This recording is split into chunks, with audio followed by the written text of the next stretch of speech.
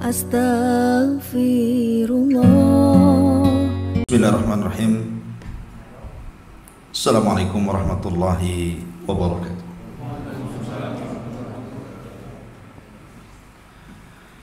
Alhamdulillah wassalatu wassalamu ala Rasulillah wa ala alihi wa sahbihi wa mawalah wa la hawla wa la quwata illa billahi wa ba'du.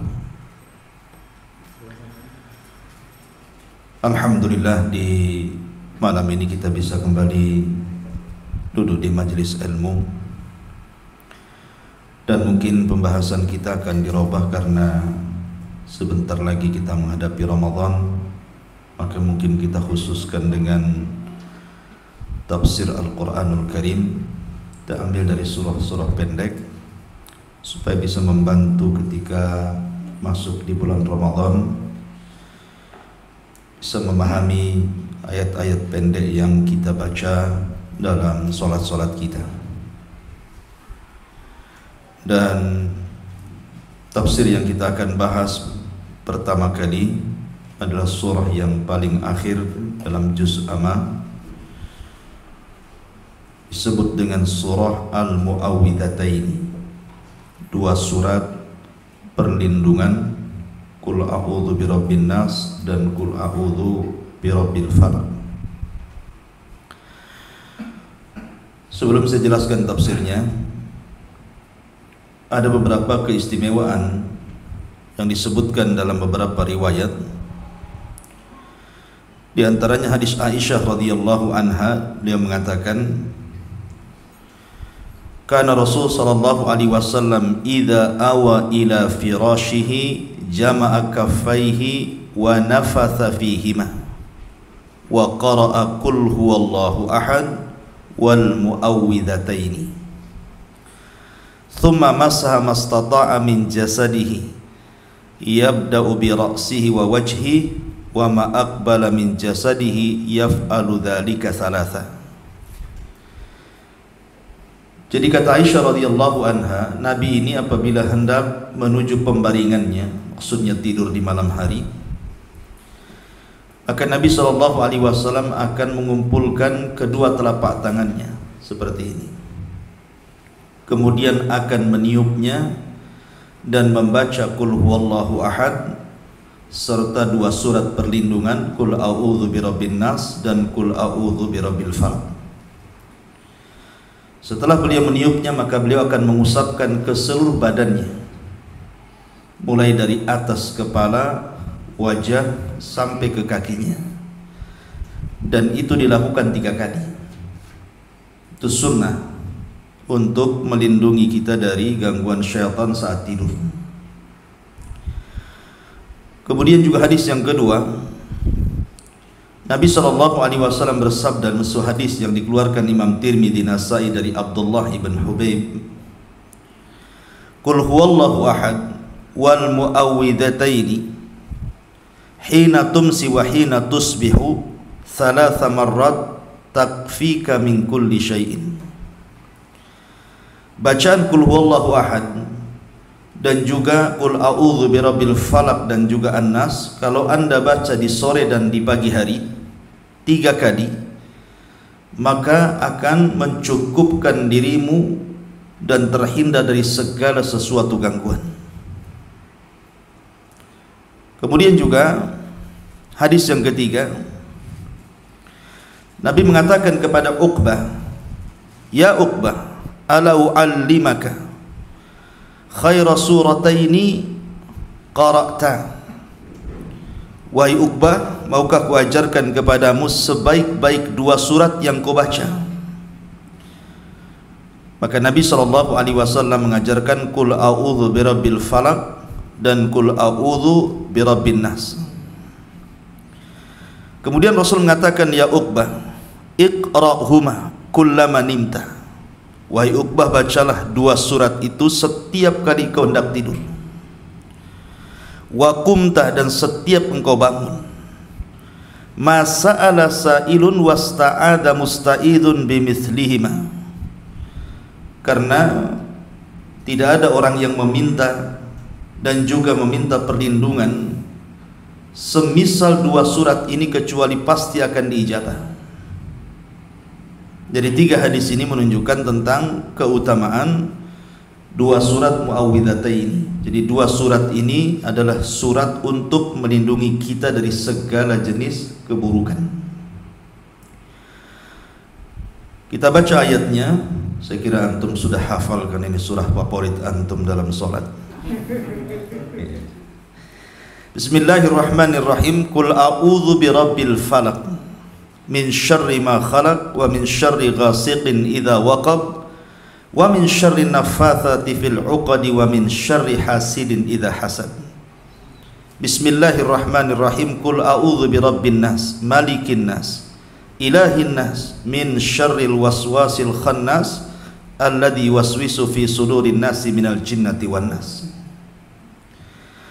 Dua surat ini ada khilaf para ulama tentang turun di mana.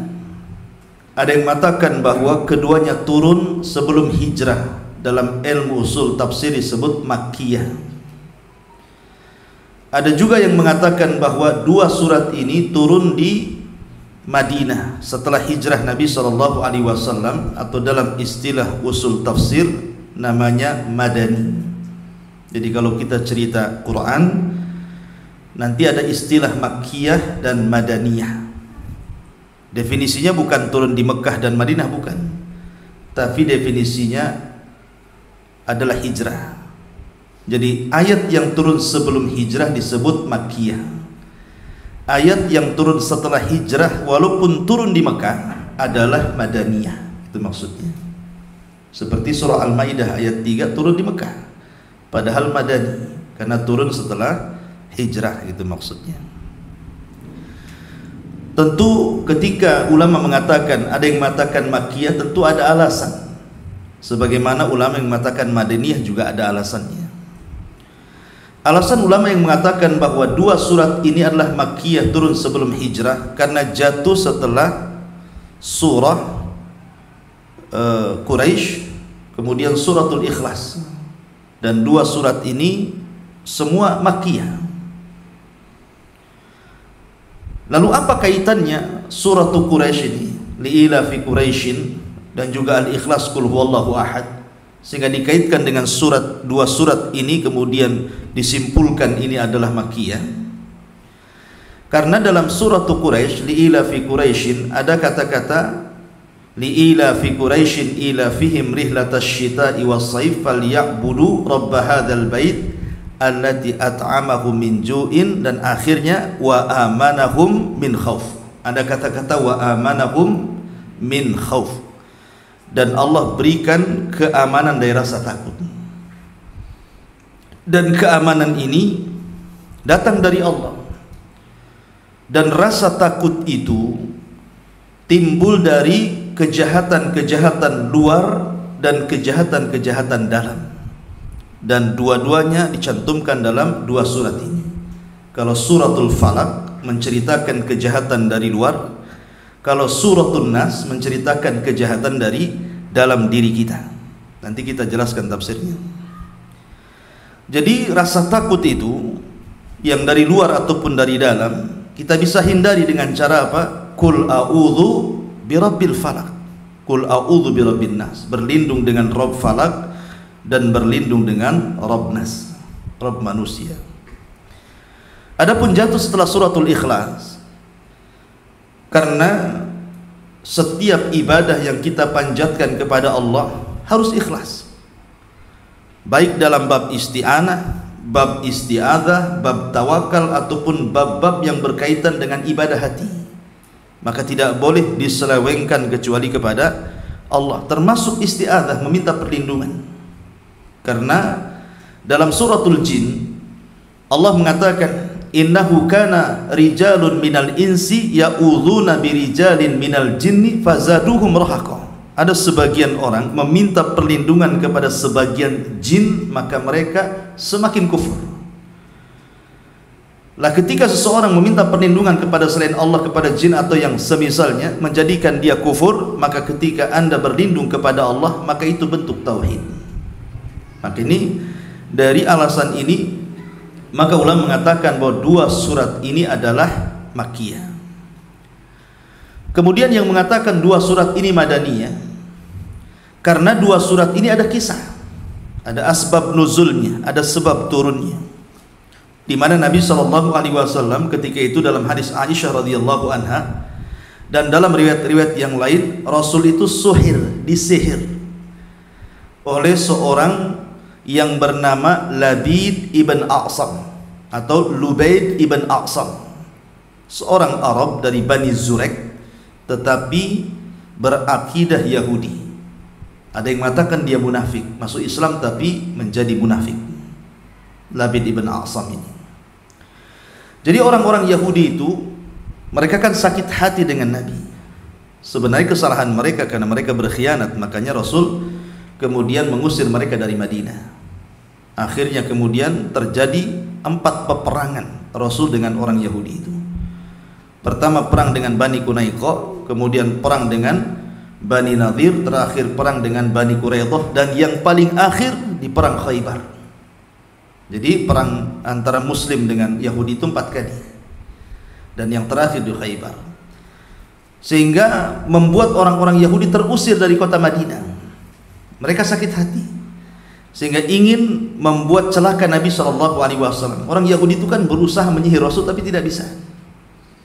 Dan kalau antum bicara tentang sejarah sihir, memang Yahudi yang pertama kali mempelajari sihir, dan itu disebutkan dalam surah Al-Baqarah ketika bicara tentang masalah kisah Harut dan Marut. Jadi Allah Subhanahu wa taala turunkan 2 malaikat. Kemudian Allah menyuruh 2 malaikat itu untuk mengajarkan sihir kepada manusia untuk ikhtibar. Ikhtibar itu untuk menguji keimanan. Apakah manusia itu mau tetap mentauhidkan Allah ataukah justru melakukan kesyirikan. Maka diturunkan 2 malaikat namanya Harut dan Marut. Lah Harut dan Marut ini ketika mengajarkan sihir sudah bicara kepada manusia, fala takfur, jangan kufur. Tetapi sebagian manusia kemudian tidak mau belajar sihir karena tahu madaratnya, dan sebagian lain orang-orang Yahudi mempelajari sihir kepada Harut dan Marut yang Allah turunkan di Babilonia. Sampai kepada zaman Sulaiman. Akhirnya Sulaiman kemudian menangkap seluruh saharah tukang sihir, kemudian membakar bukunya, dalam riwayat meletakkan di sebuah kotak, kemudian diletakkan di bawah singgasananya sampai Sulaiman meninggal. Kemudian datanglah Harut dan Marut mengajarkan sihir untuk supaya membedakan antara wahyu yang Allah turunkan kepada Nabi Sulaiman dan sihir, karena orang Yahudi menyangka Sulaiman itu raja sihir. Masa mungkin Sulaiman bisa menundukkan jin angin kalau tidak punya sihir gitu. Nah, akhirnya kemudian mereka menyangka, sampai hari ini orang Yahudi mengatakan Nabi Sulaiman tukang sihir.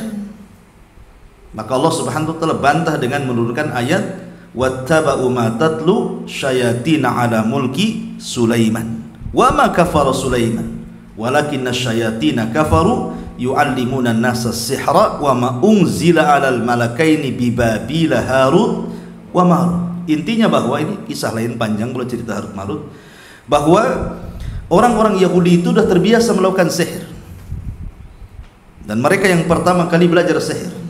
Jadi orang Yahudi menyihir Rasul tapi tidak bisa. Lah di Arab ini terkenal ada tukang sihir yang sakti namanya Labid ibn A'sam, dan dia seorang munafik, seorang Arab dari Bani Zurek. Kemudian karena dekat dengan orang Yahudi akhirnya memiliki keyakinan Yahudi. Lah orang-orang Yahudi ini datang kepada Labid ibn A'sam, memberikan banyak hadiah, banyak uang dengan banyak sekali kenikmatan dunia untuk merayu Labid supaya mau menyihir Rasul. Akhirnya Labid pun sepakat dengan upah sekian-sekian, maka dia pun mulai mempraktekkan sihirnya. Diutusnya anak-anak perempuannya untuk mencuri sisir dan rambut Rasul yang terlilit di sisir itu, dan jumlah rambut yang terlilit di sisir yang dicuri oleh putri-putri Labid itu sesuai dengan jumlah ayat dalam 2 surat ini. Berarti dalam surah Al-Falaq ada 5 ayat, dan 5 ayat ya, 1, 2, 3, 4, 5, 6 ayat, 5 ayat, dan dalam surah An-Nas 6, berarti 11 rambut Rasul. Jadi 11 rambut Rasul terlilit di sisir yang dicuri oleh putri-putri Labid bin Asam. Dan itu disebut namanya uqad. Nanti disebut di dalam Al-Quran, wa min syarri nafathati fil uqad. Uqad itu bahasa kitanya bukhul. Dan sihir yang paling kejam itu kalau sudah menggunakan bukhul. Karena yang disihir Nabi, bukan orang biasa gitu ya. Kalau orang biasa tidak perlu pakai bukhul, nah ditiup saja, kena sihir. Tapi kalau Nabi kan tidak mungkin, dia harus sihir yang maha dahsyat, makanya menggunakan bukhul. Makanya dalam dunia perdukunan, sihir yang menggunakan bukhul itu sihir yang paling jahat. Karena Rasul ketika disihir pakai bukhul, dan bukhul itu diambil dari orang yang akan disihir. Makanya terlilit 11 rambut Rasul diambil. Kemudian juga dicampur dengan tal'un nakhlin. Tal'un nakhlin itu artinya kan kurma tidak mungkin berbuah kecuali dikawinkan dengan jantannya. Ya, dan jantan itu nanti berbuah kecil kemudian dikawinkan. Nah, ada bunga-bunga apa macam, pokoknya saya tidak tahu itu untuk mengawinkan kurma itu. Ya, menggunakan itu juga sebagai bukhulnya. Namanya tal'un nakhl kalau dalam bahasa Arab. Jadi setelah kemudian Labid bin Asam memantra-mantrai dan dibantu oleh putri-putrinya, karena satu keluarga ini tukang sihir masalahnya, bapak dengan anak-anak putrinya semua tukang sihir. Ya Rasul dikeroyok gitu ya. Lah subhanallah, dengan izin Allah subhanahu wa ta'ala, Allah hendak menguji nabinya. Sihir itu pula sampai kepada Rasul karena tujuannya dua, membunuh Nabi SAW atau membuat gila Nabi SAW. Itu tujuannya ya, membunuh atau membuat Rasul gila supaya tidak dipercaya lagi dia seorang Nabi kan, membawa wahyu. Itu sasarannya. Tetapi sihir itu tidak banyak berpengaruh, maksudnya tidak bisa membunuh Rasul dan tidak menjadikan gila, tetapi mempengaruhi rambut dan mata Nabi SAW. Sehingga Nabi SAW yukhayyal, dihayalkan seolah-olah dia mendatangi istrinya, padahal tidak. Seolah-olah dia junub kemudian mandi junub, padahal tidak junub. Jadi hayalkan seperti itu. Artinya Nabi SAW dibuat lemah badannya tetapi tidak terpengaruh dengan akalnya. Kalau akalnya tidak terpengaruh sama sekali, artinya tidak ada kaitan dengan masalah wahyu. Lah Nabi SAW kena sihir ini cukup lama. Dalam beberapa riwayat ada yang mengatakan 40 hari, ada yang mengatakan 6 bulan, ada yang mengatakan 1 tahun. Jadi menunjukkan bahwa pengaruh sihir ini cukup lama. Untuk menghilangkan sihir cukup lama. Dan kemudian setelah Nabi SAW terkena sihir selama itu, yang masyhur memang sittata asyhur, 6 bulan. Yang paling masyhur itu Rasul terkena sihir 6 bulan. Jadi Nabi SAW dilihatnya oleh Aisyah radhiyallahu anha ini agak aneh gitu kan, pelupa orangnya. Kemudian Aisyah radhiyallahu anha bicara dengan Nabi SAW, cobalah engkau meminta fatwa kepada Rabb. Maka ketika itu Rasulullah SAW berdoa terus berdoa di rumah Aisyah radhiyallahu anha dari ba'da isya sampai mendekati subuh. Kemudian Rasul tertidur. Ketika itulah maka datang 2 malaikat, Jibril dan Mikail. Ada yang mengatakan 2 malaikat dan tidak disebut namanya. Yang satu berdiri di kepala Rasul, Jibril, dan Mikail di kaki Nabi SAW. Kata Jibril kepada Mikail, ada apa dengan Muhammad ini? Maka Mikail mengatakan, matbub, orang ini kena sihir. Kemudian siapa yang menyihirnya? Kata Jibril. Kata Mikail, yang menyihirnya seorang Yahudi Bani Zurek namanya Labid ibn Asam. Kemudian dengan apa dia menyihirnya? Bimishtah wa musyatah, dengan sisir dan rambut yang terlilit di sisir itu, serta untuk membuahi kurma. Kemudian diletakkan di mana bukhul itu? Bukhul itu diletakkan di sebuah sumur ya, yang dekat dengan Masjid Nabawi, yang punya adalah seorang laki-laki dari Bani Zurek, namanya Sungai Nahwan. Ada yang mengatakan Rahwan nama sumur itu, karena di sekitar Masjid Nabi itu banyak sumur. Ada sumur namanya sumurnya Abi Talha, namanya sumur Bairuha gitu ya. Ada juga sumur yang dibeli Utsman bin Affan radhiyallahu anhu yang kemudian airnya diinfakkan kepada kaum muslimin. Ada juga banyak sumur, salah satunya sumur yang dimiliki Bani Zurek yang kemudian diletakkan buhul, karena buhul itu kan tidak jauh dari orang yang akan disihir. Di sekitar situ saja buhul itu. Tadi letakkan di samping rumah, kadang-kadang digantung di rumah, kadang-kadang disembunyikan di genteng, di atap, di lemari, macam-macam. Ya. Karena biasanya tidak jauh-jauh dari orang yang akan disihir. Fadhal. Ya. Masih ada tempat, tolong kasih jalan. Ya. Jadi akhirnya kemudian Nabi SAW selama 6 bulan itu terkena sihir. Lah ketika kemudian Jibril datang, dari situlah kemudian turun surah Muawwadataini. Jibril meruqyah Rasul dengan menurunkan 2 surat ini. Mulailah Jibril membaca qul a'udzu birabbil falaq min syarri ma khalaq wa min syarri ghasiqin idza waqa min syarri nafatsati fil 'uqad min syarri hasidin idza hasad bismillahirrahmanirrahim qul a'udzu birabbin nas malikin nas ilahin nas min syarri al-waswasil khannas alladzi waswisu fi sudurin nas minal jinnati wan nas. Jadi setiap satu rambut yang sudah dimantrai dengan nama-nama syaitan, berarti 11 nama syaitan diletakkan di 11 rambut Rasul. Setiap membaca satu ayat maka lepaslah buhulnya. Satu ayat lepaslah buhulnya. Satu ayat lepas buhulnya. Akhirnya dengan 11 ayat yang dibaca Jibril, lepaslah seluruh buhul yang mengikat Nabi SAW, dan Rasul pun terbebas dari sihir selama 6 bulan itu. Cukup lama. Ya.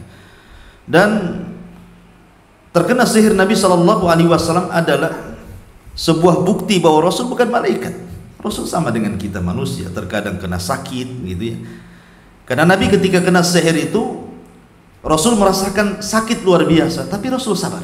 Sebagaimana dikatakan Imam Ibnul Qayyim, Rasul memberikan contoh bagaimana adab orang sakit, sabar, tidak boleh mengeluh. Jadi Rasul sabar sampai akhirnya berdoa dan berdoa.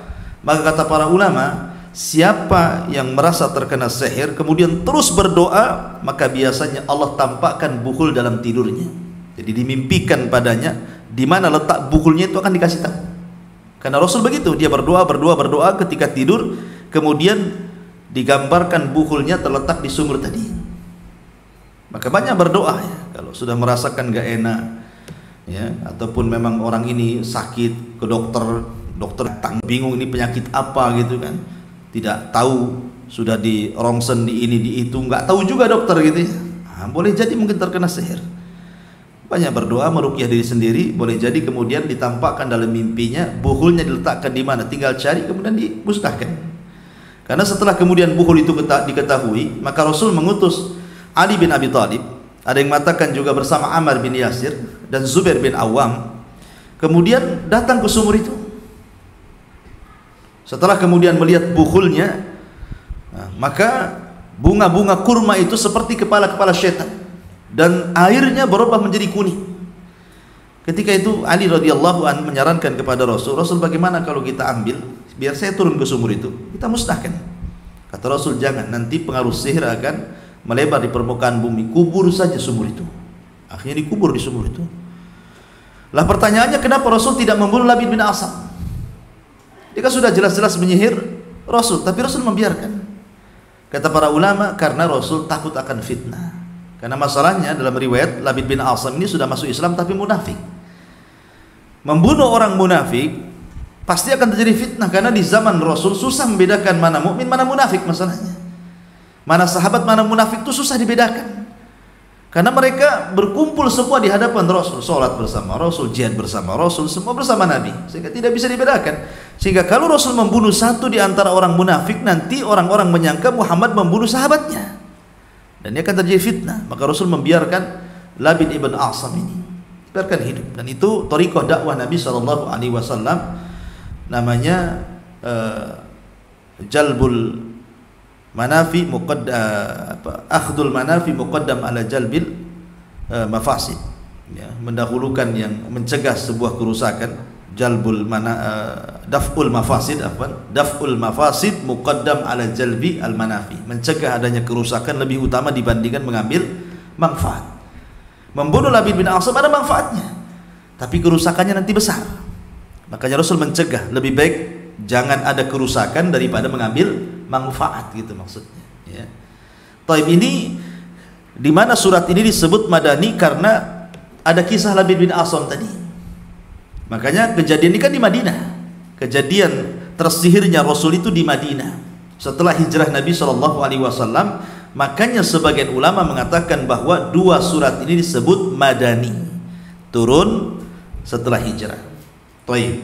Ini asbab nuzul, kemudian letak-letak surah apakah Madani ataukah Makkiyah. Kita masuk pada tafsir sedikit.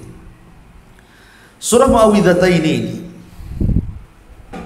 saya jelaskan secara global dulu baru kita rinci. Menjelaskan kepada kita tentang beberapa bahaya yang mengancam setiap manusia. Setiap diri kita terancam dengan bahaya-bahaya dari luar dan bahaya-bahaya dari dalam yang akan mengganggu keyakinan dan agama kita.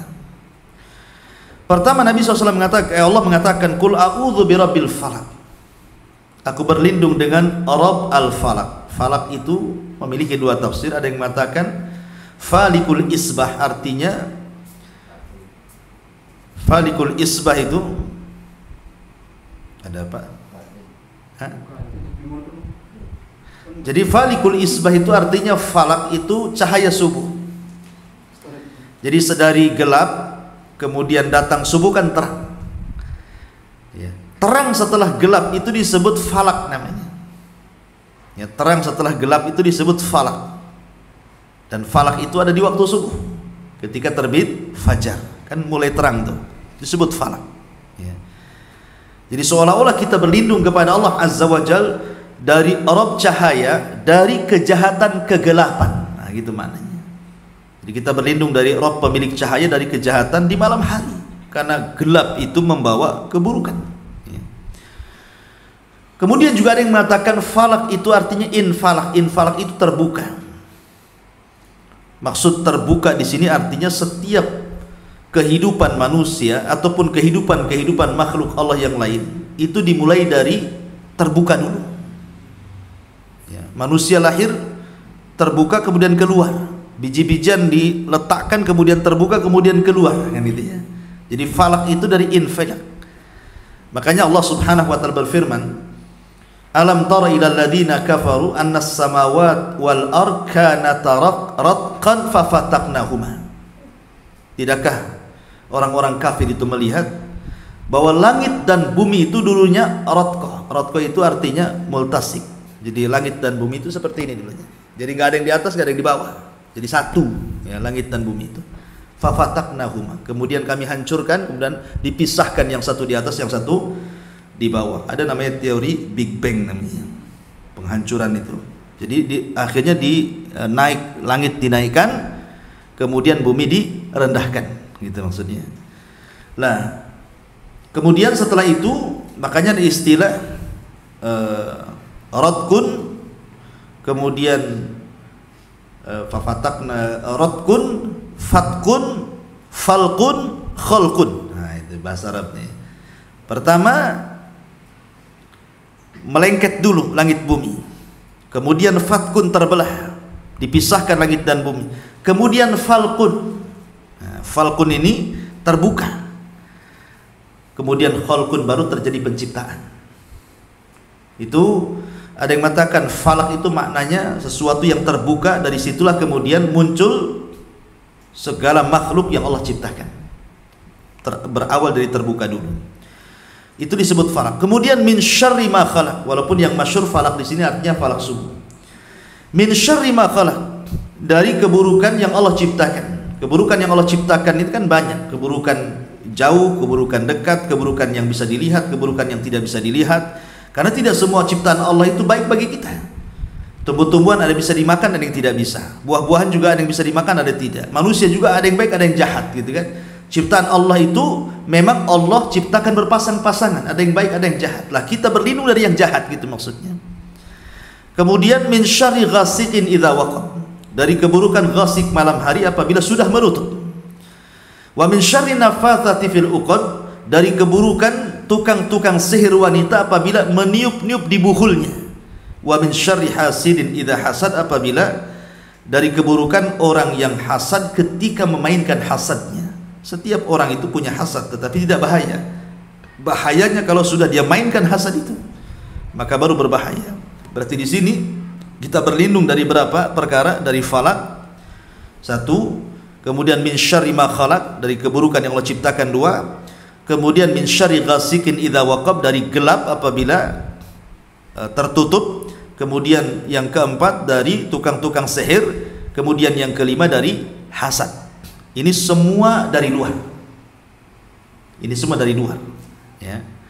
Kemudian ayat suratun Nas, Allah mengatakan qul a'udzu birabbin nas, aku berlindung dengan Rabbnya manusia, malikin nas, rajanya manusia, ilahin nas, sesembahannya manusia, min syarril waswas, dari keburukan waswas al-khannas yang tidak tampak pada diri setiap manusia, alladzi waswis, yang memberikan waswas fi sudurin nas, pada dada-dada manusia, baik minal jin, dari jin, wan nas, ataupun manusia. Lah ini musuh yang dari dalam, namanya waswas, atau dengan kata lain hawa nafsu. Dan yang paling bahaya adalah musuh dari dalam. Makanya Allah meminta kepada kita berlindung dari 3 nama Allah: Rabb, Malik, Ilah. Tapi dalam Al-Falaq cuma 1, Rabb saja, ya, dengan 1 nama Allah saja. Tapi dalam An-Nas 3 nama Allah kita berlindung. Kenapa? Karena kejahatan dari dalam jauh lebih jahat dibandingkan kejahatan dari luar. Makanya berlindung dari 3 nama Allah sekaligus, ya. Taib, kita rinci. Qul a'udzu birabbil falaq, aku berlindung dari Rabbnya falak. Para ulama ikhwan, apabila datang di malam hari, orang-orang soleh itu mengingatkan mereka dari Jahannam. Karena Jahannam itu gelap. Jadi orang-orang soleh ketakutan di malam hari. Makanya mereka bangun sepertiga malam kemudian tahajud karena ketakutannya. Maka apabila kemudian datang waktu falak, waktu subuh, maka mereka bahagia.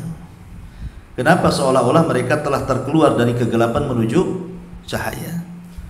Bukan hanya manusia, sebagian makhluk Allah yang lain juga merasakan seperti itu. Apalagi di hari Jumat, karena kiamat itu terjadi di hari Jumat, di malam hari. Kalau malam yang terjadi kiamat sudah tidak ada falak lagi di subuhnya itu, tidak ada cahaya. Kalau malamnya kiamat tidak ada cahaya. Makanya di hari Jumat hewan-hewan itu biasanya mereka menunggu, ketakutan kalau terjadi kiamat.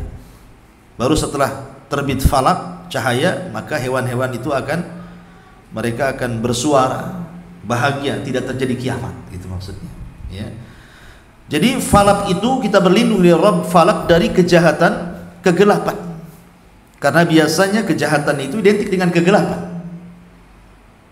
Kejahatan itu identik dengan kegelapan.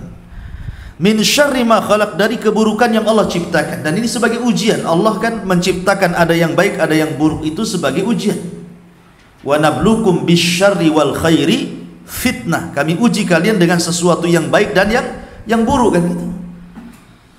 Artinya Allah berikan kekayaan juga ujian, Allah berikan kemiskinan juga ujian. Tidak semua ujian itu berbentuk keburukan, walaupun umumnya seperti itu, tapi juga kebaikan terkadang ujian. Lah, ada makhluk-makhluk Allah itu yang Allah ciptakan memang untuk menguji manusia.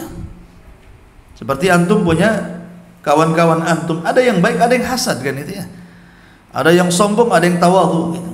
Ada yang baik, suka ngasih bantuan, ada yang kikir, medit, pelit, apa lagi istilahnya, kedekut, bakhil, macam-macam. Jadi begitulah Allah menyuruh kita untuk berlindung dari setiap keburukan yang Allah ciptakan. Baik keburukan itu jaraknya jauh ataupun dekat, baik keburukan itu nampak ataupun tidak nampak, maka kita berlindung dari setiap keburukan yang Allah ciptakan. Kemudian min syarri ghasiqin idza waqab, dari keburukan ghasik. Ada yang mengatakan ghasik itu malam hari, di mana malam hari itu kejahatan menguat. Makanya lihat maksiat itu lebih banyak di malam hari. Diskotik malam hari, orang dugem malam hari, apalagi prostitusi malam hari, rampok juga malam hari, kan itu ya. Sampai sibuk ada CCTV kalau malam-malam dinyalakan, siang tak dinyalakan gitu. Karena memang kegelapan itu menguatkan kekuatan setan. Makanya ketika Musa hendak melawan tukang-tukang sihir Fir'aun, memilih waktu duha, tidak di waktu malam. Musa yang memilih di waktu duha, karena tahu bahwa kekuatan setan itu melemah di siang hari dan menguat di malam hari. Makanya dari situ kita berlindung dari ghasik. Ini penafsiran yang pertama. Penafsiran yang kedua, ghasik itu artinya purnama. Purnama itu pertengahan bulan 13, 14, 15 bulan purnama, makanya ada puasa Ayyamul Bid gitu. Jadi purnama itu adalah sebuah penyebab kekuatan setan itu menguat. Makanya terkadang kita lihat di film-film gitu ya dulu ya, mungkin yang antum zaman jahiliyah masih suka nonton itu, kalau sudah hari Jumat bulan purnama suara anjing pula menggonggong, serem lah itu udah gitu ya. Jadi makanya Rasul ketika Aisyah radhiyallahu anha hendak melihat purnama, apa kata Rasul? Ya Aisyah, ista'idzu bil qamar. Wahai Aisyah, hati-hati berlindung kepada Allah dari bulan. Ya, dari bulan. Ya.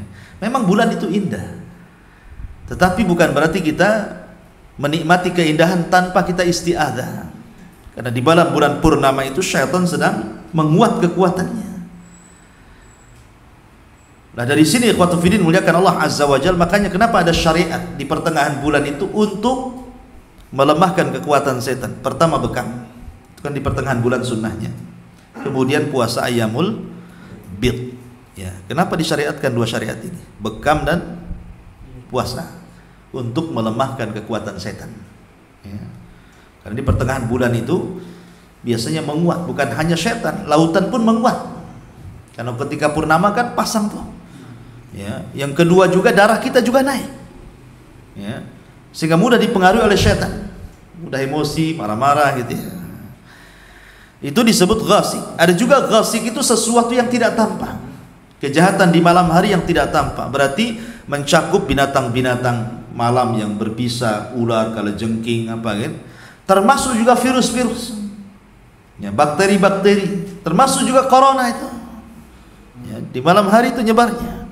Ya, makanya ketika kita membaca surat ini juga salah satunya untuk terhindar dari bakteri-bakteri, virus-virus yang akan mengancam jiwa kita. Nah, itu juga ghasik namanya. Ya, idza waqab, apabila sudah menutup. Kemudian juga wa min syarri naffatsati fil 'uqad. Nafasat menggunakan muannas tidak mudzakkar. Menggunakan perempuan bukan laki-laki. Jadi yang meniup-niup itu kan sihir perempuan. Kenapa Allah menggunakan kalimat perempuan dan tidak laki-laki? Karena biasanya tukang sihir perempuan itu lebih sakti dibandingkan tukang sihir laki-laki. Jadi kalau perempuan jadi dukun itu lebih kuat kekuatannya dibandingkan laki-laki jadi dukun. Lihat peramal-peramal dunia itu. Mama Loren atau siapa? Loreng ke Loren? Nah. Ya, jadi lihat perempuan kan? Ya, karena memang Allah yang mengatakan nafasat.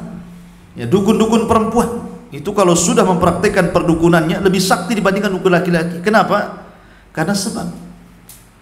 Dan sebab itu disebutkan Nabi SAW karena perempuan itu naqisatu aqlin wa dinin, kurang akal dan kurang agama. Semakin kufur dia, semakin menyembah setan dia, maka semakin manjur sihirnya. Ketika perempuan kurang akal, berarti ketika dia berhubungan dengan setan sudah enggak menggunakan akal dia. Sudah nyembah betul, pengabdi setan. Ya kan? Laki-laki itu masih berakal. Kemudian kurang agama, karena perempuan itu ada waktu-waktunya haid, tidak sholat, tidak puasa, ya kan? Sehingga agamanya kurang. Yang menyebabkan dua perkara inilah, maka kalau perempuan kufur sekali, perempuan sudah kufur sekali, hati-hati bu di bawah tuh. Ya.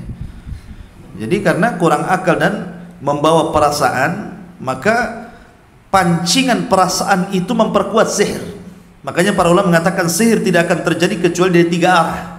Pertama orang yang menyihir, kedua jin yang membantu tukang sihir, yang ketiga orang yang akan disihir. Ketika kuat azamnya para penyihir itu, dan perempuan lebih kuat azamnya karena dia ikut perasaan, bukan ikut akal gitu ya. Kuat dia untuk menyihir orang itu. Kemudian kuatnya seseorang menyembah syaitan dari kalangan jin, maka jin akan semakin membantu sihirnya. Kemudian dari pihak orang yang akan disihir, dia tidak zikir, tidak sholat, lemah beribadah, gitu ya, suka melamun, nah itu sudah pasti terjadi sihir itu. Ya. Makanya kenapa perempuan itu lebih jahat, min syarri naffatsati fil 'uqad. Sekali lagi, sihir itu kan macam-macam.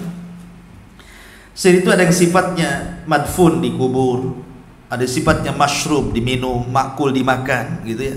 ada marmu dilempar ke lautan, ke sungai, ada yang sifatnya berupa asap, ya, macam-macam sihir itu. Tetapi dari semua anwa sihri, kata para ulama, dari semua macam-macam sihir yang paling jahat itu ketika menggunakan bukhul. Dan uqad itu diambil dari orang yang akan disihir. Kayak cerita-cerita orang dulu kalau mau nyantet, mau neluh, mau melet gitu, biasanya kan minta foto orang dulu itu. Karena bagi orang dulu foto itu kan sesuatu yang susah. Antum kalau mau foto itu datang ke foto studio dulu, ya kan, nanti dicuci dulu berapa hari baru jadi, ya kan. Sehingga orang dulu menggunakan bahan sihir itu dari situ. Mana orang yang akan sihir? Mana fotonya katanya? Nanti malam-malam dia nyuri itu. Yang disihir anaknya kena neneknya, salah ambil foto. Karena dulu kan hitam putih. Ya kan, kalau sekarang kan berwarna gitu ya, nampak. Dulu hitam putih. Ya, jadi susah mana bedakan ibu mana anak. Ya. Jadi ukon itu artinya benda-benda yang diambil dari orang yang akan disihir. Entah bajunya, baju dalam, baju luar, rambutnya, kukunya, ludahnya, macam-macam. Ya, itu disebut ukon. Dan kemudian itu akan dicampur dengan benda-benda lain. Entah dengan paku, dengan jarum, dengan macam-macam, dengan tanah kuburan gitu ya. Nah, kemudian diletakkan, ya nggak jauh-jauh dari orang yang akan disihir. Kemudian min syarri hasidin idza hasad, dan dari keburukan orang yang hasad apabila hasad. Kenapa dikatakan apabila hasad? Karena setiap orang punya hasad. Saya, Anda, siapapun orang punya hasad. Nah, nggak mungkin nggak punya hasad. Ketika melihat orang senang, saya juga lah pengen seperti dia, itu kan hasad. Tapi tidak bahaya kalau seperti ini. Ya, ketika saudaranya berhasil dapat uang, pengen juga seperti dia, itu hasad juga. Tetapi tidak bahaya. Bahaya itu kalau seandainya sudah dimainkan dengan bercita-cita supaya nikmat yang Allah berikan kepada dia hilang, berpindah kepada dia, itu mulai bahaya tuh. Ya, kalau sudah seperti ini, maka akan tergabung penyakit sihir mata, namanya ain. Karena ain tidak mungkin terjadi kecuali karena hasad. Itu dua serangkai itu. Hasad dengan ain itu biasanya jadi satu. Makanya hati-hati dari mata-mata orang hasad. Para ulama mengatakan, maka karena ain itu berawal dari hasad, dan orang yang hasad itu tidak ada yang tahu. Antum punya tetangga kiri kanan depan belakang, antum tidak tahu yang hasad sama antum siapa kan? Mana ada yang tahu kan itu? Tidak mungkin juga antum tanya antum hasad sama mana ya? Tidak mungkin juga. Orang hasad itu tidak tahu. Ya, kita tidak tahu siapa, tahu ini satu majelis gitu kan. Kita tidak tahu orang yang hasad sama kita itu siapa. Karena orang yang hasad itu tidak diketahui orangnya, dan dia bisa melakukan apa saja kepada kita. Orang hasad itu kan bisa melakukan apa saja kepada kita. Dia bisa nyewa orang menyakiti kita, nyewa penyihir-penyihir kita, nyewa tukang tenun untuk meneluh kita gitu kan. Ataupun nyewa buzzer untuk membuli dan memfitnah kita. Namanya orang hasad. Apalagi sekarang ini lagi tren ya kan, orang-orang hasad biasanya sewa buzzer itu ya. Untuk mempengaruhi netizen. Jadi orang hasad itu karena tidak tahu siapa dia, apalagi di dunia maya hari ini. Kadang-kadang akunnya beda, orangnya beda. Kita tidak tahu siapa orang itu. Tulis status kalau nyindir kita saja gitu ya. Lah karena tidak diketahui orangnya, kemudian kekuatan hasad amat sangat besar, maka para ulama mengatakan tidak ada yang bisa mengalahkan kekuatan jahat mereka kecuali Allah. Maka perbanyaklah membaca la haula wala quwata illa billah. Tidak ada daya dan kekuatan kecuali hanya milik Allah. Yang kedua, lawanlah hasad dengan lawannya. Hasad menghilangkan nikmat, dan lawan hasad itu berkah. Berkah itu artinya menambah nikmat. Kalau hasad menghilangkan nikmat, maka lawan hasad dengan lawannya. Kalau antum punya rumah baru, ya Allah berkahi rumah saya. Kalau antum punya anak baru lahir, ya Allah berkahi anak saya, istri saya, kendaraan saya, tanah saya. Nah, gitu maksudnya. Lawan hasad dengan lawannya. Karena kalau kita mendoakan keberkahan kepada harta, keluarga, benda-benda yang kita miliki, maka orang yang hasad tidak mungkin mengambilnya. Karena kita sudah melawannya. Ya. Kemudian juga hindari hal-hal yang bisa memancing orang untuk hasad kepada kita. Seperti penyakit ria. Itu bisa memancing orang hasad kan. Nampakkan perhiasan, hati-hati ibu gitu. Nampaknya ibu masya Allah gitu ya, pakai cadar dari atas kepala sampai kaki, tapi baju yang paling mahal, suaminya menjerit belinya itu. Jadi kadang-kadang lebih mentereng dibandingkan orang perempuan-perempuan yang pakai biasa-biasa ke pasar itu kan. Coba antum lihat perempuan-perempuan yang ke pasar itu, paling pakai kebaya biasa, pakai jilbab, nggak tertarik kan. Coba lihat akhwat sekarang, pakai cadar banana, pakai apa namanya, gitu kan. Oh, butterfly, macam-macam kan. Bawa yang mahal lagi, kadang mereknya nggak dibuang, sengaja digantung pula situ.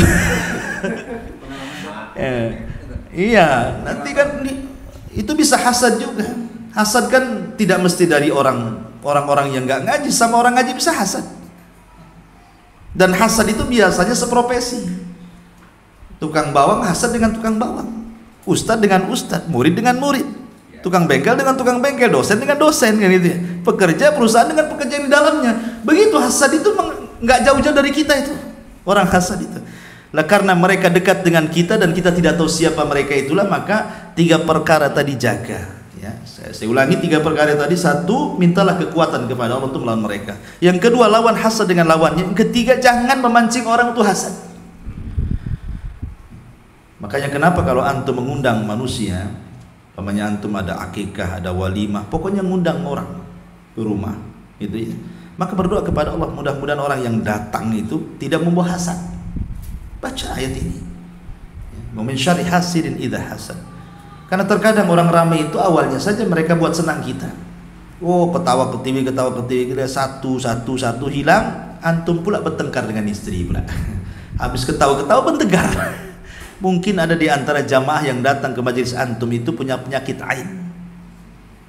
Ya, mungkin istri antum cantik, antum tak bagus gitu ya. Kata orang, pantasnya jadi istri saya itu, tak pantas jadi istri dia kan. Gitu. Jadi orang hasad kan macam-macam.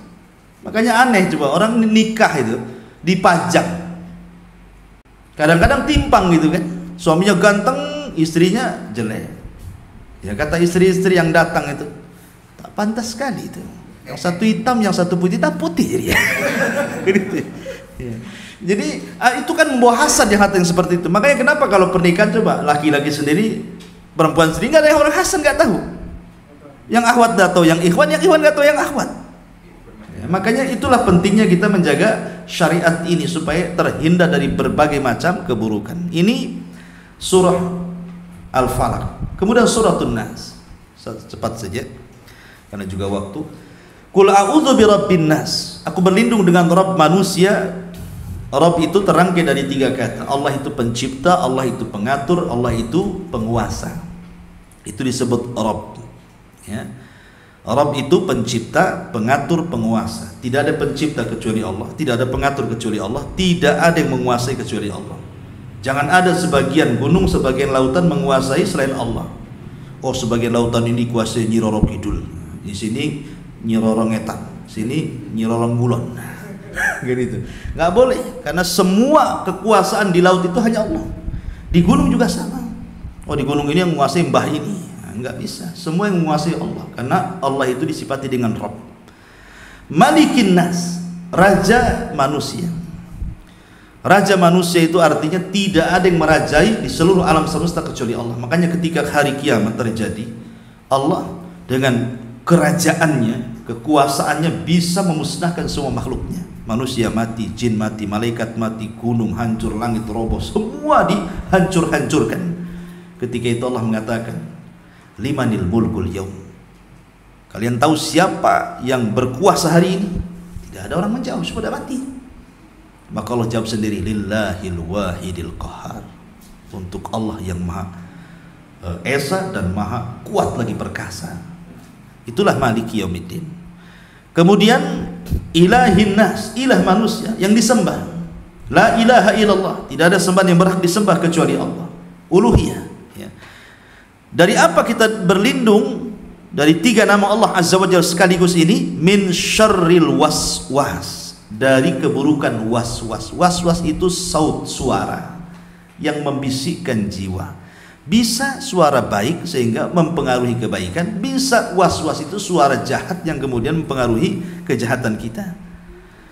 Makanya disebut khannas, susah, tidak tahu siapa yang membisikkan.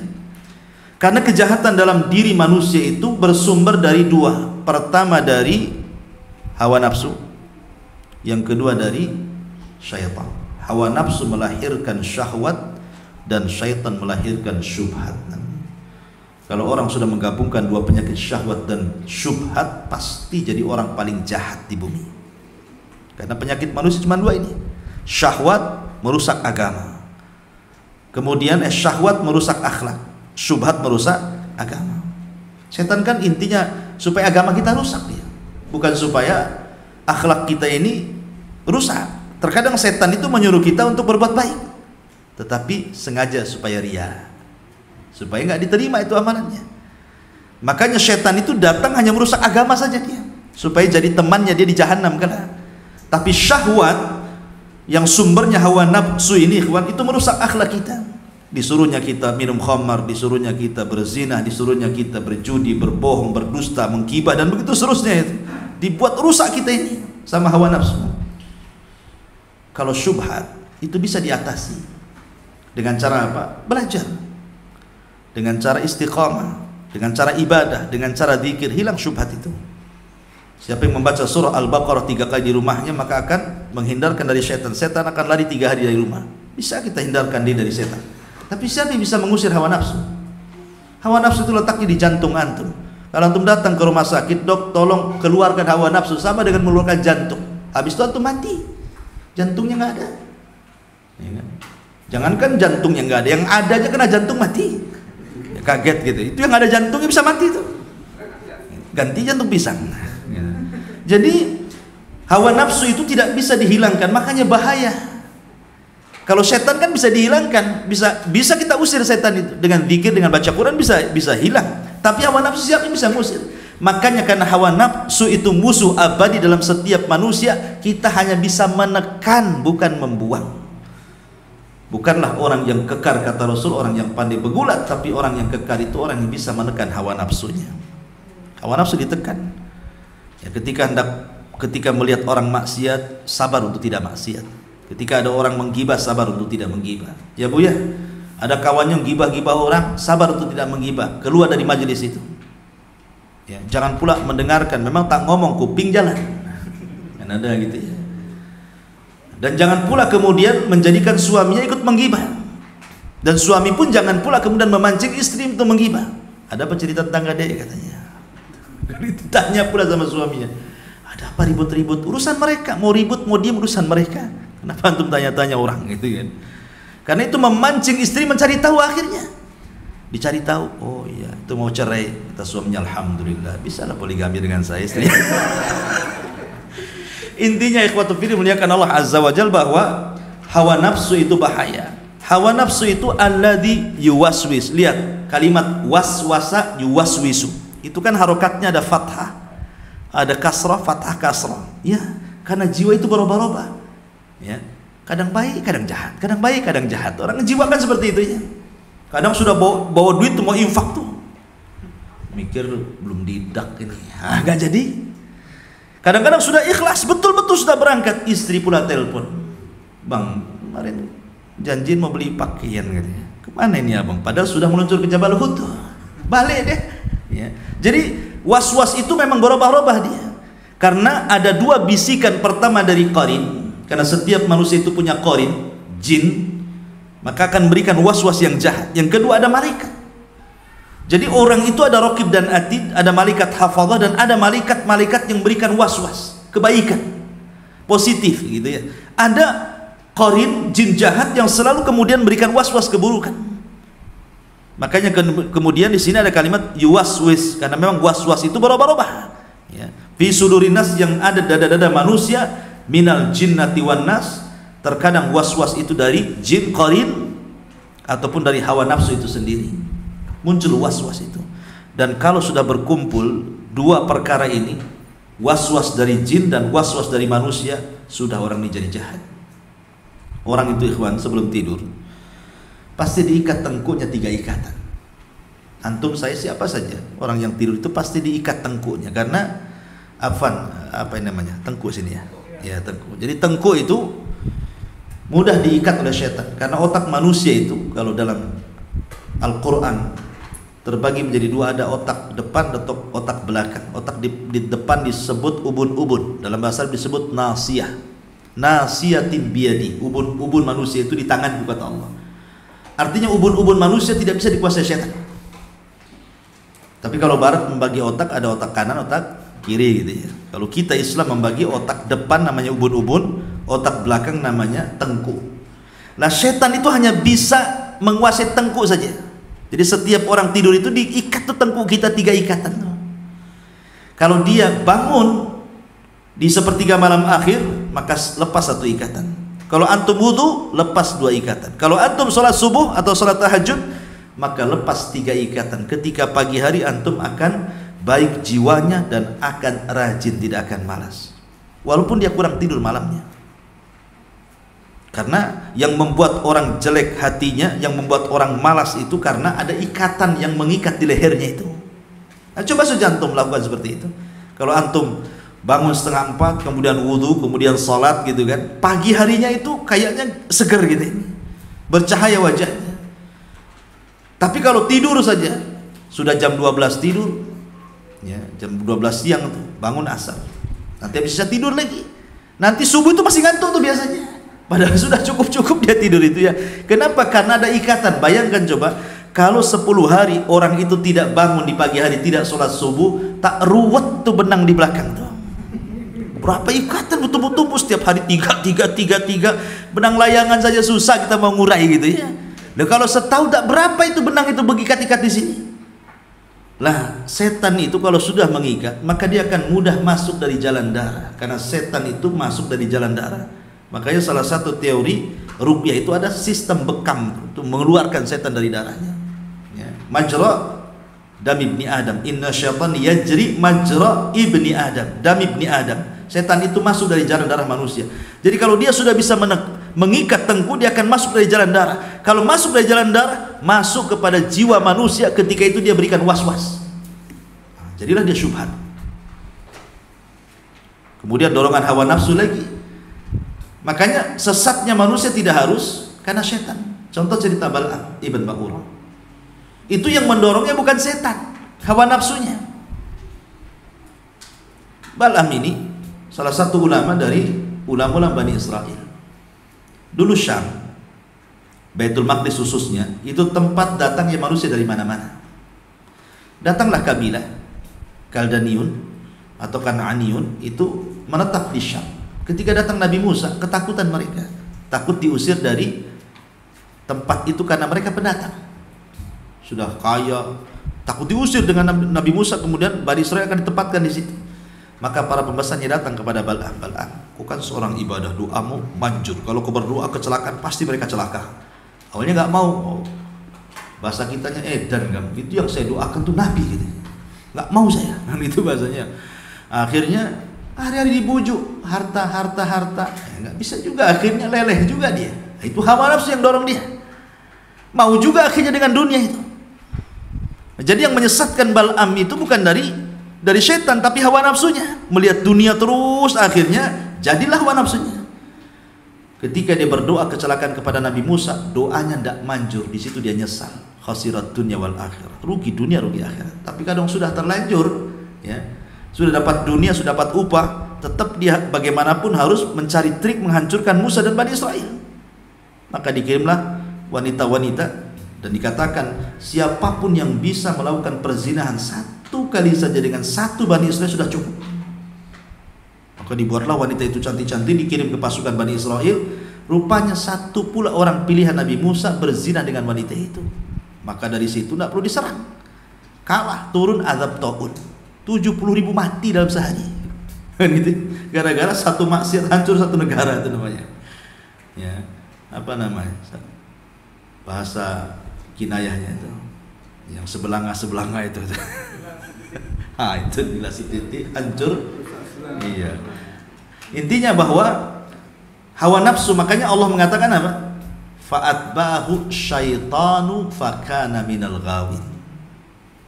Ketika Bal'am sesat, setan yang ikut dia. Lihat, orang biasanya ikut setan kan? Ini setan ikut Bal'am. Ya, bisa coba. Karena dorongan hawa nafsu. Jadi tidak mesti dari gangguan setan orang sesat itu. Jadi orang malas ibadah, orang malas taat itu tidak mesti dari setan. Dari bawaan kita memang malas gitu maksudnya. Karena setiap orang itu punya hawa nafsu. Nafsu manusia itu kan terbagi menjadi 3. Ada namanya nafsul mutmainnah. Ada yang kedua nafsul lawwamah. Ada yang ketiga nafsu ammaratim bisu namanya. Dan itu cantumkan sebenarnya dalam Quran. Pertama nafsul mutmainnah, irji'i ya ayyatuhan nafsul mutmainnah, irji'i ila rabbiki radiyatan mardiyah, fadkhuli fi ibadi wadkhuli jannati. Hei jiwa yang tenang, jiwa orang-orang saleh, para nabi, para syuhada, jiwa orang-orang yang baik, jiwa yang tenang, ya, jiwa yang menyuruh kepada kebaikan. Yang kedua ammaratum bisu, jiwa yang terus saja mengajak kejahatan, ya, mengajak untuk berbuat maksiat. Kemudian, dan itu disebutkan dalam Al-Quran, inna nafsa la ammaratum bisu, asal hawa nafsu itu terus memerintahkan keburukan.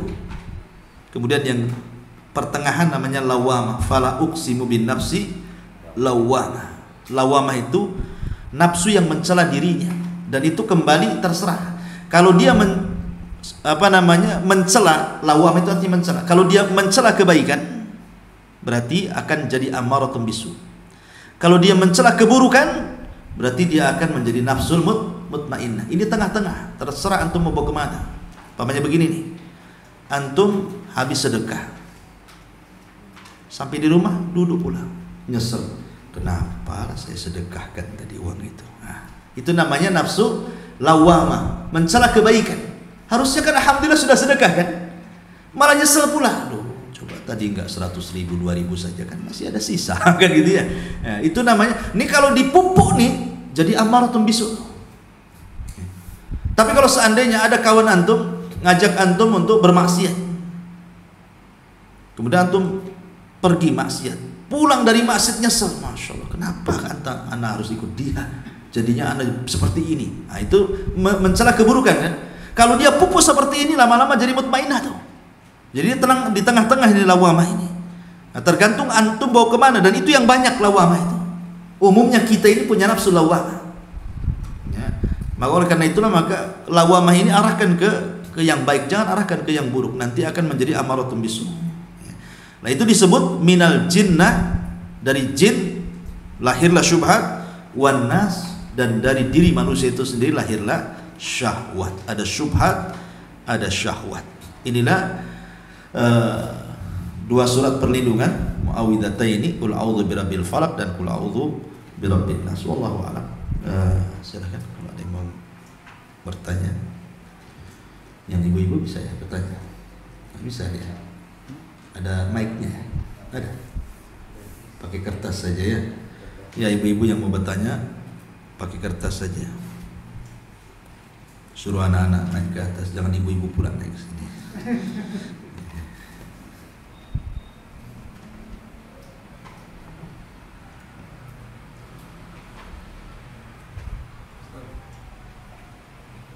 Fadhal. Waalaikumsalam. Ini kan membahas masalah tadi sihir ya. Kebetulan beberapa tahun lalu istri saya tuh terkena seperti sihir. Gangguan itu ya. Iya. Jadi yang dikatakan itu banyak gitu ya. Jadi utamanya itu apakah 3 surat itu atau tambah lagi Al-Baqarah yang lain-lain? Iya. Karena banyak yang mengatakan itu. Maksudnya ruqyah ya, Iya, yang tanyakan. Iya, alhamdulillah. Sihir itu terbagi menjadi 2. Ada sihir dunia perobatan, mengobati orang dengan praktik-praktik perdukunan. Mereka tukang sihir juga. Makanya ada bab dalam kitab tauhid namanya nusyrah, mengusir sihir dengan sihir. Jadi orang terkena sihir dukun datang pula ke dukun untuk mengusir sihir. Masuk dukun satu, ngusir dukun lain namanya. Silsilah dukun jadinya kan. Jadi kapan lepas dari dukun baru gitu. Sementara Rasul mengatakan man ata kahinan aw arrafan fasaddaqahu faqad bari'a an syariati Muhammadin sallallahu alaihi wasallam. Siapa yang datang ke tukang ramal, dukun, bomo, tukang sihir, bertanya membenarkan, cukup mengkufurkan kehidupannya dengan syariat Muhammad SAW. Dan kalau hanya datang saja, bertanya tidak membenarkan, sholat yang sudah antum lakukan 40 hari itu tidak dapat nilainya, nggak dapat pahala. Tapi kalau sampai membenarkan saja, maka antum sudah kufur, murtad, sudah harus bersyahadat lagi. Kemudian yang kedua, ada tukang sihir itu tidak dalam dunia perobatan, tapi memang dunia kejahatan, membuat orang sakit, jadi terluhnya sama dia jadi sakit, jadi lumpuh, jadi stroke, bahkan bisa bertahun-tahun. Nabi aja 6 bulan loh kena sihir, ada yang mengatakan setahun malah. Ya. Jadi orang kena sihir itu bisa lama tuh, bisa bertahun-tahun kadang-kadang. Bingung kenapa dia kena seperti itu. Makanya kata Nabi SAW, ketika melarang nusyrah karena itu amalan syaitan, maka dengan cara ruqyah. Ya ruqyah itu mantra-mantra dari Al-Quran atau hadis-hadis Nabi yang bisa dipahami bahasanya, maknanya, dan dikeraskan. Ya. Dikeraskan maksudnya ruqyah itu harus dibaca, bukan qomat kamit. Kalau Quran atau baca doa Allahumma rabban nas adhibil ba'si ashfi anta syafi la shifa illa shifauka shifaan la yughadiru saqama, ngomong ya, jelas, jangan sampai bisik-bisik apa itu maksudnya enggak jelas ya. Jadi harus jelas, kemudian berbahasa Arab, kemudian paham maknanya, kemudian dari nama-nama Allah atau Al-Quran dan hadis Nabi, itu baru ruqyah. Selain ini bukan. Selain itu ruqyah syirkiyah. Nah, maka ketika ada gejala-gejala orang terkena sihir itu kan macam-macam tanda-tandanya, dan kebanyakan biasanya selalu mimpi buruk. Umumnya orang terkena sihir atau gangguan setan itu biasanya kebanyakan mimpi buruk, dan dalam mimpinya aneh-aneh, terkadang melihat simbol-simbol setan. Simbol setan itu kayak melihat anjing hitam, itu kan simbol setan. Maksudnya ada hadis yang mengatakan bahwa kalbul aswad minasyaitan, anjing hitam itu dari setan. Bukan semua anjing hitam setan, bukan. Tetapi kebanyakan setan itu, jin, kalau menyerupai itu biasanya memilih anjing yang berwarna hitam, kucing yang berwarna hitam, gagak yang berwarna hitam. Oh, hitam-hitam. Makanya dukun zaman dulu kan hitam-hitam. Mana ada putih-putih. Jadi dukun putih nanti. Iya. Jadi biasanya lewat mimpi. Dengan mimpinya melihat yang buruk, yang jahat, yang jelek, yang menakutkan, jatuh dari ketinggian, simbol-simbol setan dan yang lainnya, termasuk juga mimpi basah. Itu bagian gangguan dari syaitan. Itu kalau masih mimpi basah ada setannya. Makanya orang yang mimpi basah itu kalau kemudian bangun ta'awudz. A'udzubillahi minasyaitonir rajim 3 kali, meludah ke kiri 3 kali. Ya, jangan kemudian nyesal pula, aduh putus pula. Jadi itu nggak boleh kayak gitu, karena itu dari setan. Jadi gangguan macam-macam, ataupun tidak mimpi tetapi sering sakit dalam lambung, biasanya dalam perut, karena kan sasarannya perut dan sekitar perut biasanya, atau kepala. Sasarannya kalau tidak perut, kepala itu sih, pusing terus gitu ya. Pusing terus, kenapa pusing? Iya loh, Ustaz, tak ada duit. Itu bukan kena sihir, tak ada duit gitu ya. Jadi maksudnya orang itu kok dibuat stres terus, pokoknya pemikiran dia. Nah itu juga gangguan-gangguan setan.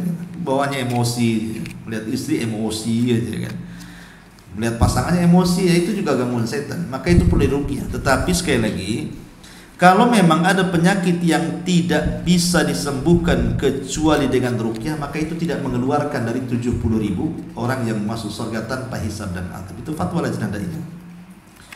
Tetapi kalau bisa disembuhkan dengan cara ruqyah mandiri, tidak perlu minta ruqyah. Ruqyah mandiri ya tadi membacakan Al-Quran dengan diniatkan pengobatan.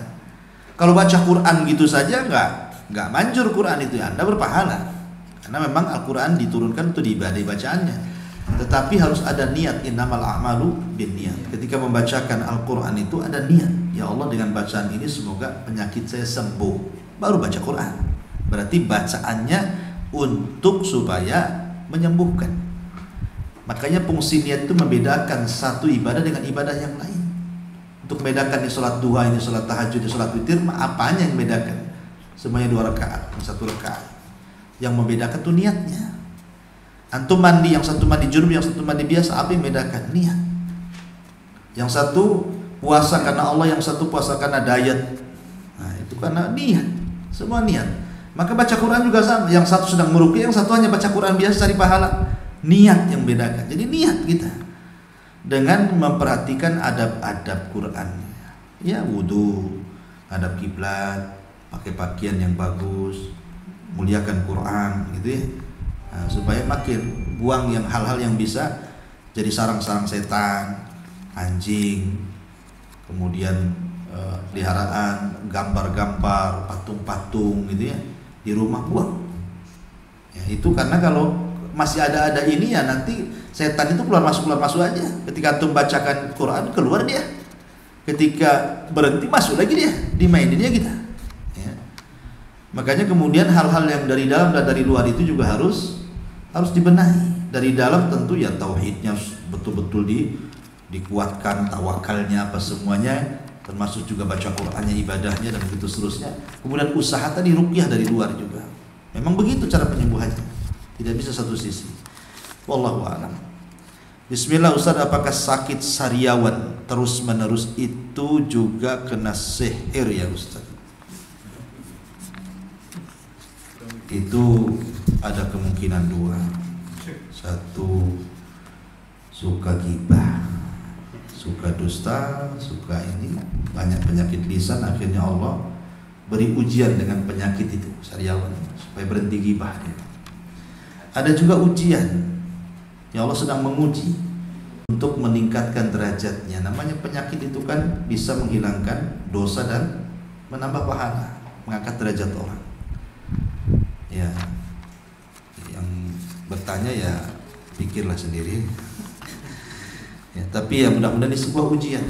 Yang kedua, berdoa kepada Allah kemudian cari sebab.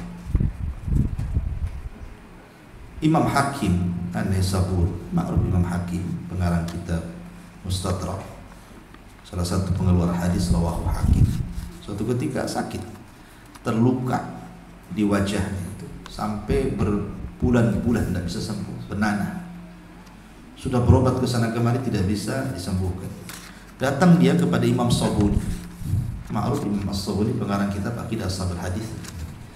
Kemudian mengatakan, ya Syekh, doakan saya. Dan itu ketika Imam Sabuni mengajar seperti ini, sedang belajar, mengajar.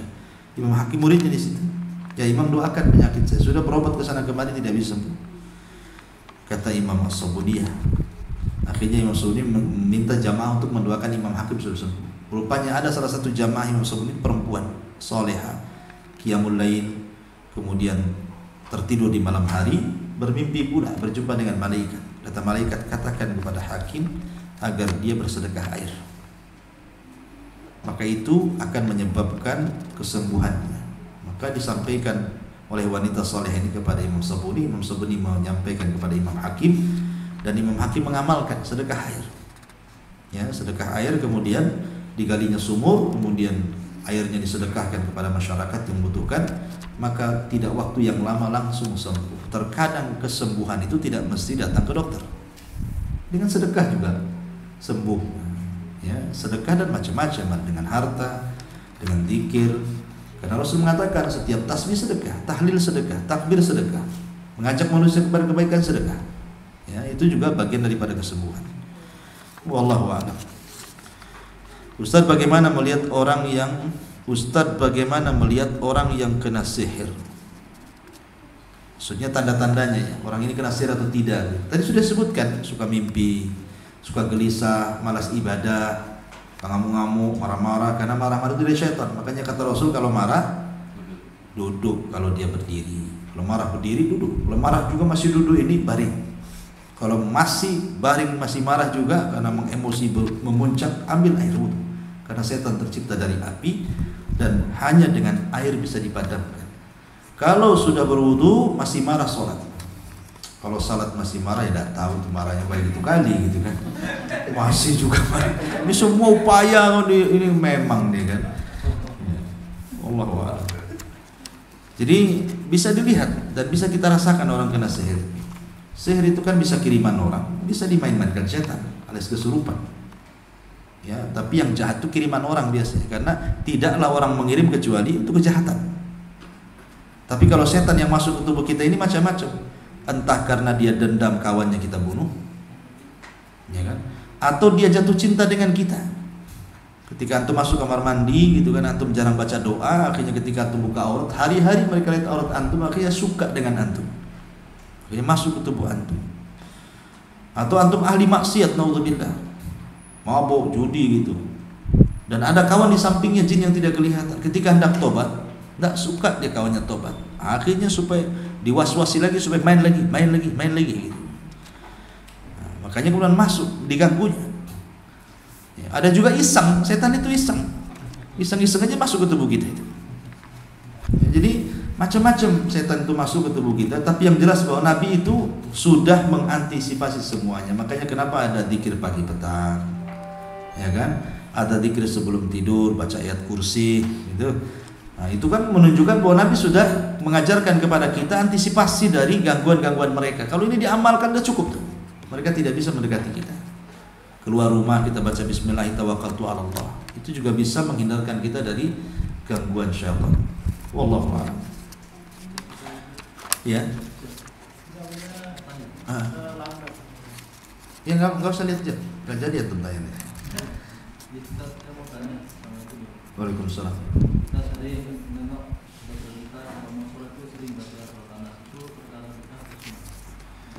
Sebelum sholat atau dalam sholat? Tidak ada syariatnya. Tidak ada syariatnya sebelum sholat membaca apapun kecuali takbiratul ihram.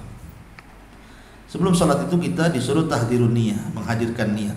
Menghadirkan niat itu artinya supaya konsentrasi gitu. Konsentrasi itu melihat sejadah yang kita akan sujud, kotorkah, ada najisnya kah, ada ini, lihat. Pakaian yang kita pakai, jangan ada kancing yang belum dimasukkan, bereskan kancingnya semuanya.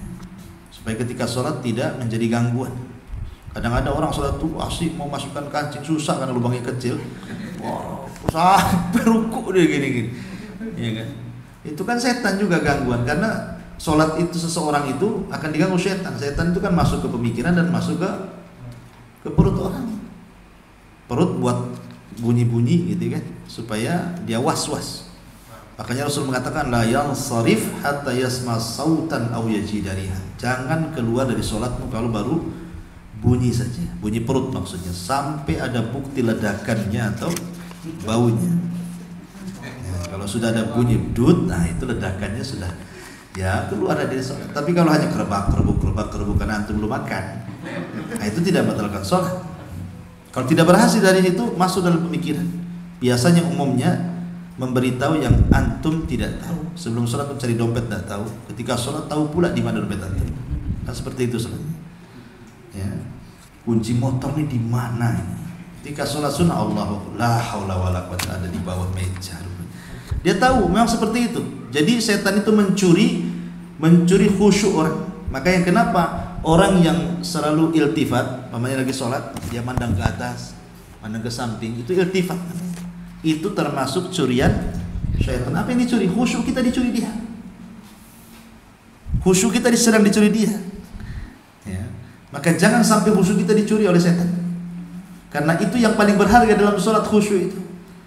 Qad aflahal mu'minun alladzina hum fi sholatihim khusyu'un. Ya, sungguh beruntung orang-orang yang beriman yang dalam sholatnya khusyuk. Lah, khusyuk ini yang paling penting dalam sholat, jangan dicuri setan. Karena setan itu mencuri itu khusyuk kita itu. Supaya kita tidak khusyuk, akhirnya merampung. Jadi khusyu'un nifak namanya. Khusyuk nifak itu memang mantap sholatnya, Allah, nggak bergerak. Badannya khusyuk tapi otaknya kemana-mana. Jakarta, ke Medan, ke Padang, ke pasar, kemana gitu maksudnya. Nah seperti itu. Wallahu a'lam. Baik, cukup dah. Ya. Ada lagi. Oh belum dibaca ya? Oh yang terakhir. Ustadz, ayah saya sebelum menikah lagi, poligami maksudnya. Ayah saya sebelum menikah lagi rajin sholat, tapi setelah menikah lagi ayah saya lupa sholat dan lupa anak-anaknya dikarenakan istri barunya. Apakah itu kena sihir? Kena sihir sama istrinya? Iya. Begini ya, ketika Allah Subhanahu wa ta'ala menyebutkan tentang kisah Harut dan Marut, salah satunya sihir yang banyak menyebar itu alladzina yufarriquna bainal mar'i wa zawji. Yufarriquna bainal mar'i wa zawji. bisa memisahkan antara suami dan istri. Sihir yang paling banyak menyebar di masyarakat itu dua, syihrus sarfi wa sihrul atfi. Cuma dua. Memang ada sihir yang jahat, membunuh, meneluh, menyantet, ya. Tetapi tidak banyak.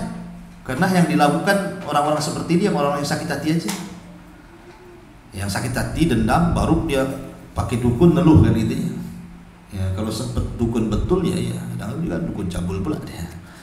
Jadi yang paling banyak dua, sihrus sarfi. Sarfi itu artinya memalingkan. Kalau atfi itu mendekatkan. Jadi kalau sarfi membuat orang cerai, kalau atfi membuat orang lengket.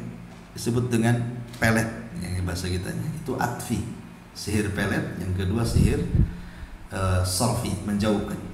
Dan itu hubungan suami istri. Yang melakukannya salah satu dari keduanya biasanya. Karena istri takut kehilangan suami, datang ke dukun, pasang susuk dia kan. Datang ke dukun supaya suaminya jangan poligami.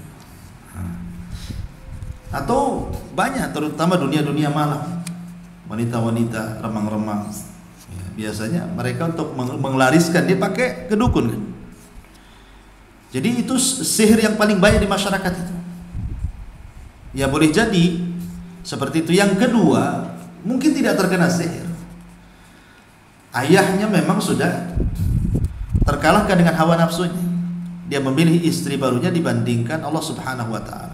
Dia terkena sihir tapi gangguan setan dari dalam, bukan kiriman orang. Bisa juga kiriman dari istrinya, bisa juga memang setan dari dalam dan hawa nafsu yang ada dalam ininya. Sama-sama diruqyah. Ya, kalau bisa diruqyah, orang kalau meninggalkan salat ada setan di badannya itu. Karena setan itu tidak mampu melihat orang sholat. Kalau antum sholat kemudian sujud, iblis itu menangis. Kenapa iblis menangis? Dia mengatakan, dulu aku disuruh sujud, aku tak mau. Orang ini disuruh sujud, dia sujud. Maka dia pun menangis. Ya, dan dia mendapat surga. Jadi kalau lihat sujud itu iblis tidak suka. Makanya gangguan syaitan itu ketika malas sholat tadi. Apalagi tadi berimbas dari malas sholat, akhirnya kemudian tidak memperhatikan anak-anaknya. Berarti memang ada setannya dalam badan dia. Ya tidak mesti kiriman orang, memang sudah ada setan di badan dia karena setan masuk dari jalan darah. Maka tugas anak itu satu, menasihati. Tugas anak-anaknya menasihati, ya supaya orang tuanya sholat kembali. Mengupayakanlah supaya orang tuanya mau sholat kembali, mendoakan. Ya kalau bisa diruqyah. Cuman masalahnya mau nggak gitu ya. Karena ada orang sehat itu merasa sehat padahal sakit. Karena ada orang, oh antum ruqyah saya, antum kena setan pula, anak dibilang kena setan. Jadi ada orang yang merasa dia sakit tapi mengaku sehat. Padahal ketika malas ibadah itu sudah gangguan setan itu. Ya, jadi nasihati, doakan supaya bapaknya kembali kepada jalan yang benar. Wallahu a'lam. Tapi sudah 9:30, dan ada manfaatnya. Insyaallah mungkin kajian kita terus tafsir sampai Ramadan. Subhanallah bihamdika, asyhadu an la ilaha illa anta, astaghfiruka wa atubu ilaik. Allahu ta'ala. Assalamualaikum warahmatullahi wabarakatuh.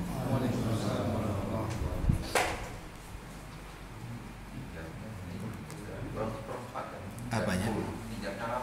Oh, ketipu gitu. Matikan dulu.